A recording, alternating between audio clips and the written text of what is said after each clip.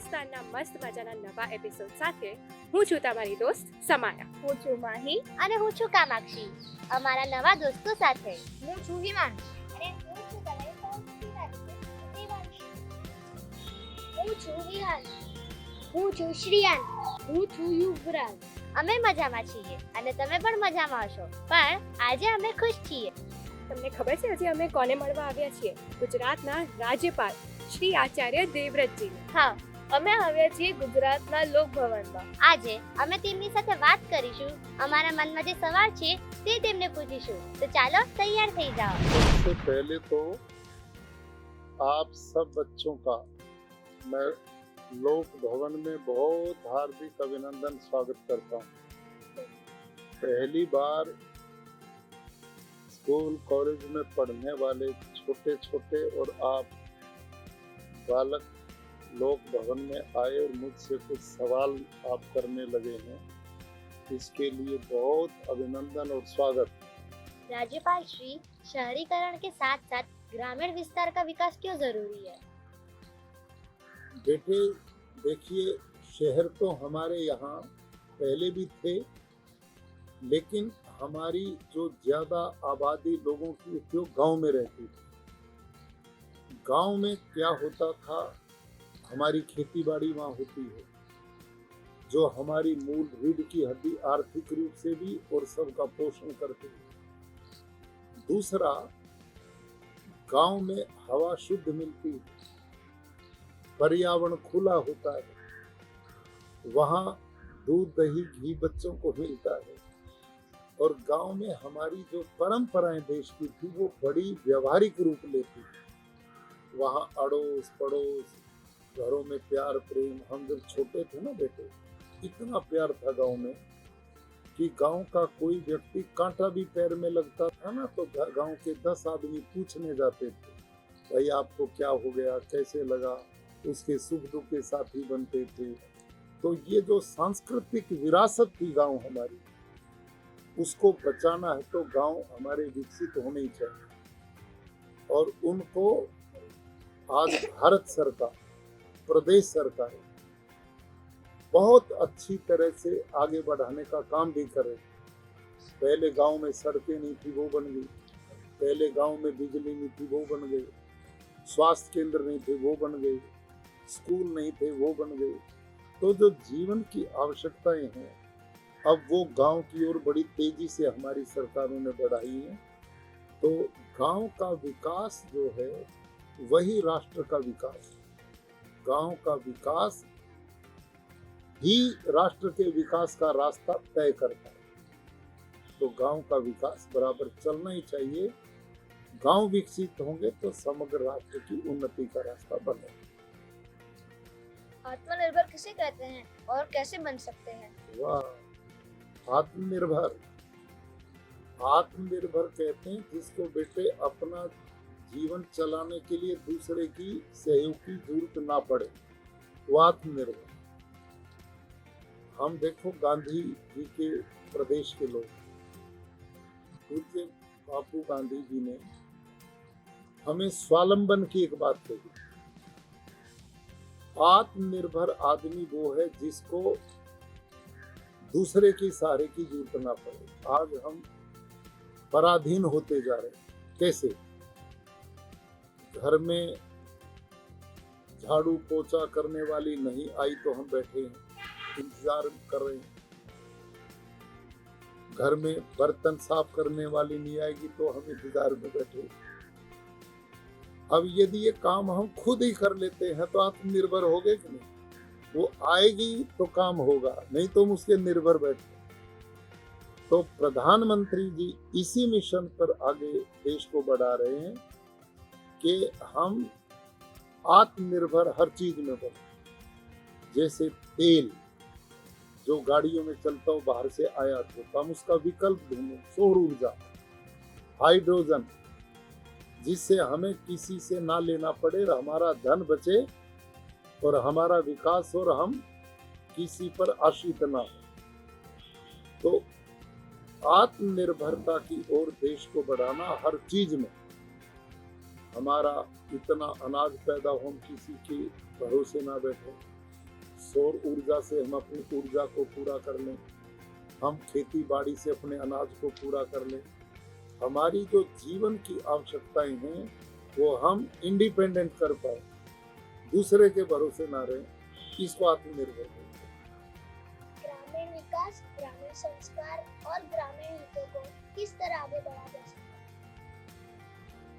वो तो मैंने अभी बताया बेटे आपके बीच में कि गांव हमारे सांस्कृतिक विरासत का केंद्र है।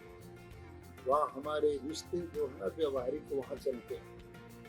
आप गांव में जाएंगे ना तो वहाँ आपको दादाजी भी मिलेंगे, दादी जी भी मिलेंगी, नाना जी भी मिलेंगे, नानी जी भी मिलेगी, ताऊ जी भी मिलेंगे, चाचा जी भी मिलेंगे, बुआ जी भी मिलेगी।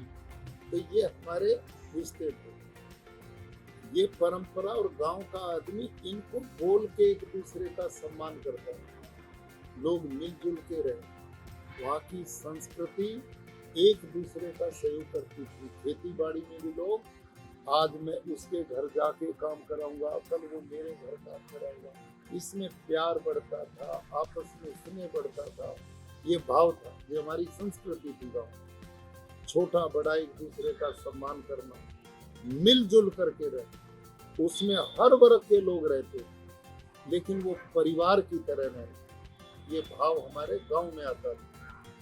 गांव का आदमी हर एक दूसरे को जानता है, एक दूसरे के रिश्ते को जानता है और वैसे ही भाव से जीवन जीता था। तो इससे हमारे राष्ट्र की एकता, प्रेम भाव, साहचर्य और समता, ये भाव गांव से पैदा होता है। इसलिए वो विकसित रहेंगे, उन्नत रहेंगे, तो हमारी सांस्कृतिक विरासत बचेगी और देश की एकता का भाव भी बचेगा।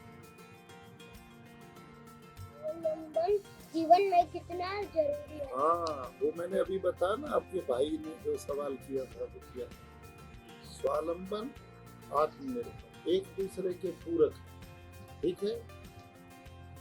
मतलब हम किसी का आलंबन ना चाहें, किसी की बैसाखियों पर ना चले, अपना काम स्वयं करें। आपसे मेरा आग्रह सब बच्चों को, अब मम्मी ही आपको जगाती है, मम्मी ही आपके कपड़े धोती है, मम्मी ही आपका बैग बचाती है, मम्मी भोजन बचा के आपका टिफिन बॉक्स तैयार करती है, मम्मी जाके फिर आपका होमवर्क कराती है।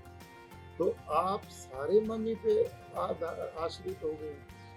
आपको अभी से आदत बनानी चाहिए कि मम्मा हमें बताओ, माता जी हमें बताओ कि मैं जो काम कर सकता हूँ वो मेरे से करो। अपने आप जूते पहनना सीखो, अपने आप जुराब पहनो, अपने आप अपने वस्त्र को कपड़े पहनो, अपने बैग को स्वयं तैयार करो, ठीक है।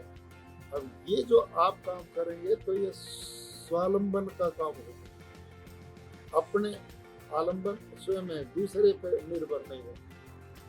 और प्रधानमंत्री जी चाहते हैं पूरा देश ही स्वावलंबन में चले, हर आदमी आत्मनिर्भर, हम किसी के आश्रित ना रहे। हमारा मतलब अन्न हमारा हो, ऊर्जा हमारी हो, टेक्नोलॉजी हमारी हो, शिक्षा हमारी है, हर क्षेत्र में हम स्वावलंबन और आत्मनिर्भर बने, ऐसा देश होगा तो हम विकसित भारत की ओर बढ़े।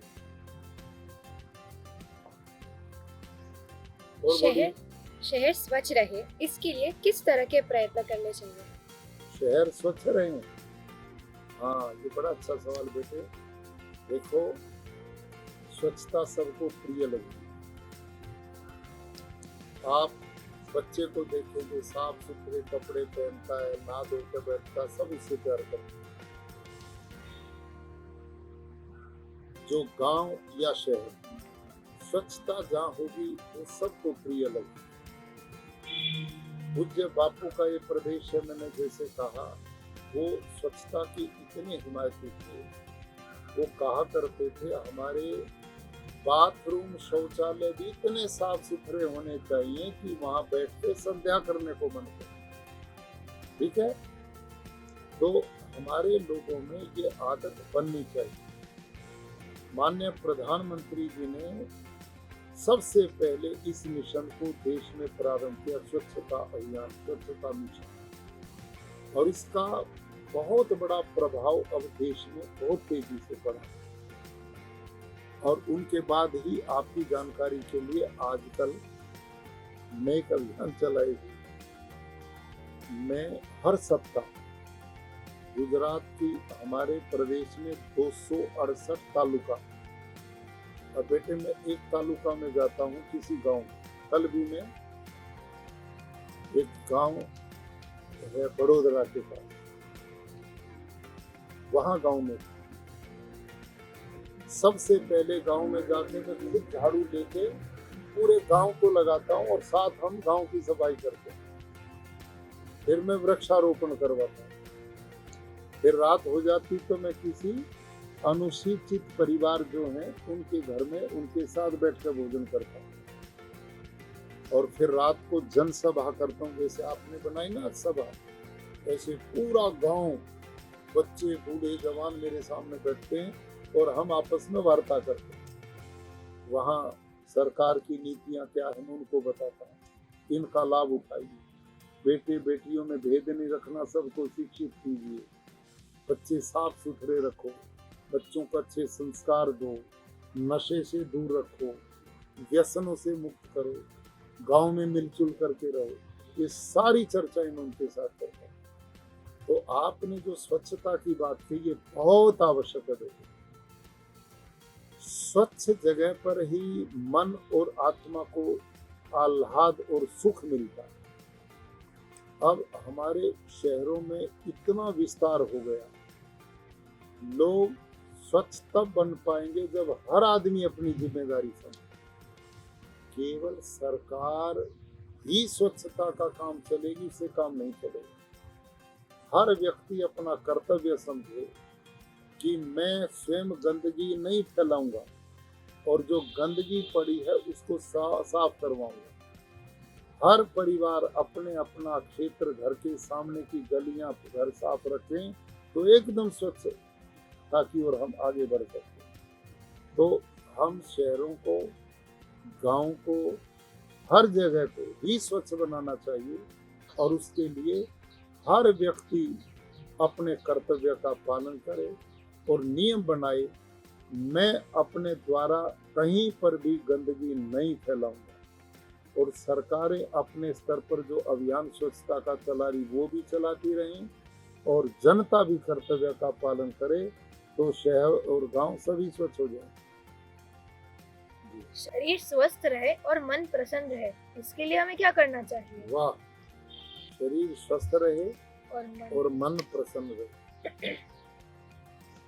हमारे यहाँ बहुत अच्छा एक श्लोक सुनाता हूँ आपको संस्कृत का, उससे आगे बढ़ेंगे बात। वहाँ लिखा, अदभिर गात्राणि शुद्ध्यन्ति मनः सत्येन शुद्ध्यति विद्या तपोभ्याम भूतात्मा बुद्धिर ज्ञानेन शुद्ध्यति। इसका अर्थ है बेटे आप सबकी जानकारी में कि ये जो शरीर है ना, ये तो जल से शुद्ध होता नहाने से, और मन सत्य बोलने से शुद्ध होता है। सत्य बोलने से मन शुद्ध होता है। विद्या तपोभ्याम भूतात्मा, विद्या पढ़ने से और तप करने से आत्मा की शुद्धि होती है और बुद्धि ज्ञान से शुद्ध होती है। समझ में आई? तो ये चीज जीवन में सदा साथ लेकर के आपको चलनी चाहिए। तो आपने मेरे से क्या सवाल किया था? शारीरिक और मन की प्रसन्नता किसे? आपकी आयु में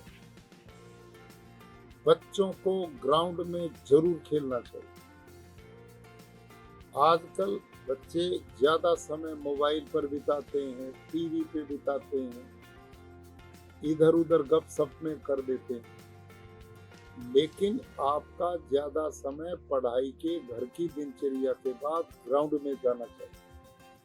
जो खेल आपको पसंद है मन लगा करके खेलो तो आप स्वस्थ बनेंगे। दूसरा, आप अपने खान पान को देखो क्या खा रहे हैं। आजकल मैं देखता हूँ pizza, burger, chowmein, momo, chocolate, और बताओ क्या क्या खाते हो आप बताओ। मैं तो नहीं खाता, नाम मेरे को इतने याद ही नहीं, आपको होंगे। पिज्जा, हाँ फ्रेंच फ्राइज, हाँ, वो क्या बोला, फ्रेंच फ्राइज, फ्रेंच फ्राइज, वाह, और नाचो, सैंडविच, और नाचो, नाचोस, वाह वाह वाह, डोरिटोस, बरिटोस, क्या कमाल है, पैक्ड चिप्स, पैक्ड फूड, हाँ, packed food, pack food, junk food, fast food, noodles, noodles, ice cream, ice cream, कमाल है, आप तो बड़े समझदार बच्चे हैं।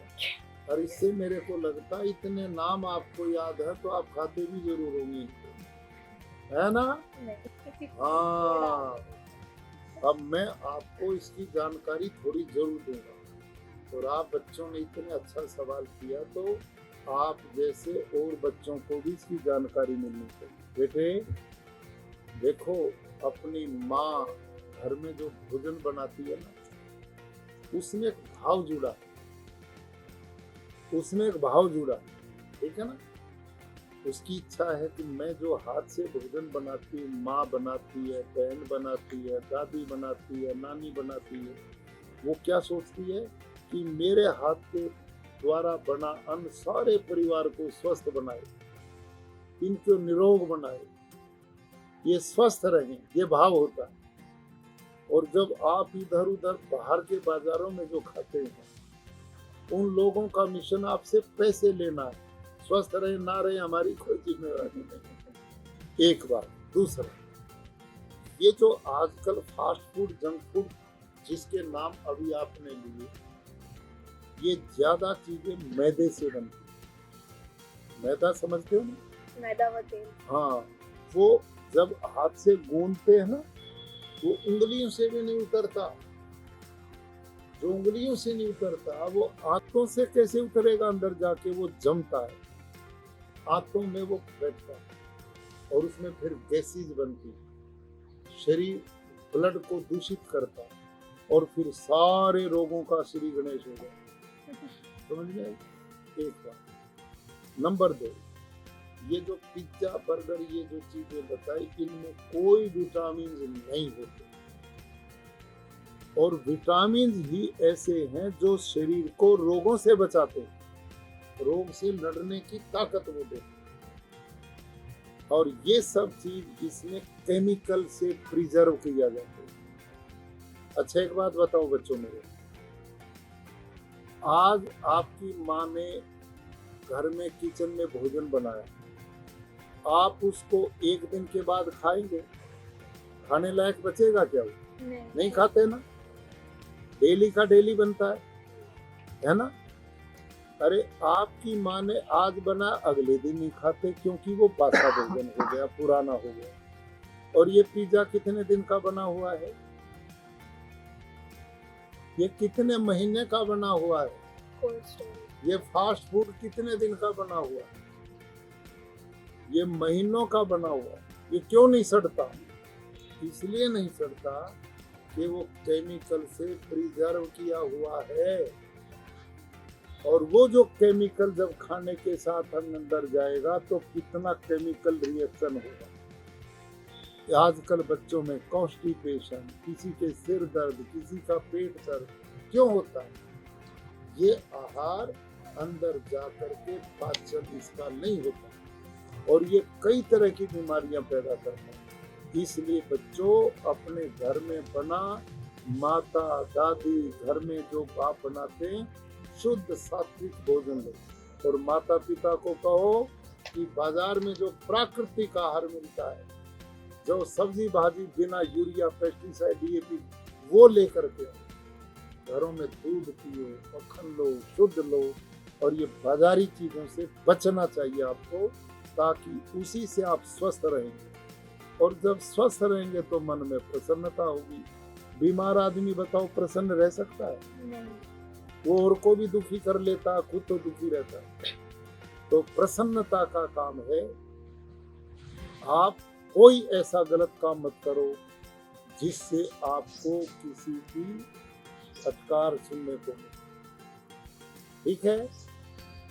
आप सबसे प्यार से बात करो, माता पिता का कहना मानो, अपने बड़ों का सम्मान करो, अच्छी आदतें सीखो, वो फिर आपको आशीर्वाद देंगे और वो आपको प्रसन्नता देगी। एक और श्लोक सुनाऊं आपको, बहुत अच्छा उपदेश है उसमें। वो श्लोक है, जो बच्चे अपने माता पिता का सम्मान करते हैं, उनकी इज्जत करते हैं, उनकी 4 चीजें बढ़ती हैं। अभिवादनम शीलस्य नित्यम वृद्धोपसेविनः, चत्वारि तस्या वर्धन्ते आयु विद्या यशो बलम। जो बच्चे अपने माता पिता के कहे को मानते हैं, उनकी आज्ञा का पालन करते हैं, गुरुजनों की बात मानते हैं, ऐसे बच्चों की 4 चीजें बढ़ती हैं। आयु बढ़ेगी, विद्या बढ़ेगी, यश बढ़ेगा, बल बढ़ेगा। अब 4 चीज है तो फिर किस चीज की जरूरत है जीवन में? सब कुछ ही तो मिल गया। इसलिए सदा माता पिता के आदेश का अनुसरण, बड़ों का सम्मान और गुरुजनों के साथ बहुत प्रीति पूर्वक व्यवहार। इससे आपकी स्वास्थ्य भी बढ़ेगा और आपका मन भी प्रसन्न होगा। और बोलो। अंत में आप हम जैसे बालकों को क्या संदेश देना चाहेंगे? वाह, अंत में क्या संदेश देना? आपके माध्यम से आपको भी, सब बच्चों को मेरा एक ही संदेश है। वो किस कारण? क्योंकि मैं 35 वर्ष तक प्रधानाचार्य रहा, आप बच्चों को पढ़ाता रहा, उनके बीच में रहा, हजारों बच्चों को मैंने पढ़ा लिखा करके समाज में भेजने का प्रयास किया है। जो मैं अनुभव कर पाया, बच्चे को क्या सीखना चाहिए, केवल एक, कोई लंबा उपदेश नहीं। बेटे, आपके दुनिया में सबसे ज्यादा हित चिंतक आपके माता पिता, आपके दादा दादी, और उसके बाद आपके गुरुजन। जिंदगी में गलतियां होंगी, हमसे भी होती हैं। मनुष्य पूर्ण नहीं है, पूर्ण केवल परमात्मा। हम अल्पज्ञ, गलतियां होंगी, कोई बात नहीं। लेकिन यदि किसी भी बालक से, किसी भी सज्जन से कोई गलती होती है तो उसको छिपाना नहीं, ठीक है? छिपाना नहीं, अपने माता पिता को बताओ। जहां आप ज्यादा सरल समझते हो, आपको माँ से बताने में सरलता, तो माँ को बताओ। पिता से बताने में सरलता, पिता को बताओ। दादा से सरलता, दादा को बताओ। दादी से, दादी को बताओ। लेकिन छिपाना नहीं।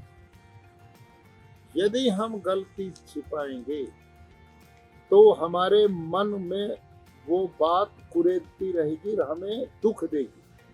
आपने पूछा ना प्रसन्न कैसे रहे? गलती छिपाओगे, झूठ का रास्ता अपनाना पड़ेगा, एक के बाद दूसरा झूठ बोलना पड़ेगा, और हम उतने दुखी होते चले जाएंगे, उलझते जाएंगे। किसी भी तरह की कोई भी गलती हुई है, सीधा जाके माता पिता को बता दो, आपका बोझ खत्म और उसका समाधान वहां से मिलेगा। वो जो समाधान दें उसके अनुसार चलो तो जीवन में सुखी सुख। और यही बच्चों को आगे बढ़ाने का और बच्चों को विकसित होने का सबसे बढ़िया तरीका है।